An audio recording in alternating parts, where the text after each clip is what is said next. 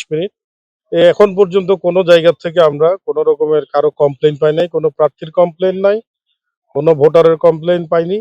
এবং যেসব কেন্দ্রগুলোতে আমরা গিয়েছি যে আমরা প্রত্যেকটা এলাকায় আমাদের মোবাইল টিম, স্ট্রাইকিং টিম, কেন্দ্রের ডিউটি, আমাদের জুডিশিয়াল ম্যাজিস্ট্রেট স্যাররা আছেন, আমাদের এক্সিকিউটিভ ম্যাজিস্ট্রেটরাও আছেন।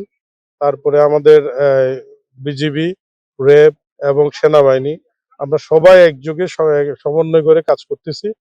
এই সকাল থেকে যতগুলো কেন্দ্র আমরা পরিদর্শন করেছি এবং আমার শ্রীপুর থানায় এই গাজীপুর ৩-এর ১৮০টি কেন্দ্রের মধ্যে ১৪৮টি কেন্দ্র আমার শ্রীপুর থানা এলাকায় অবস্থিত।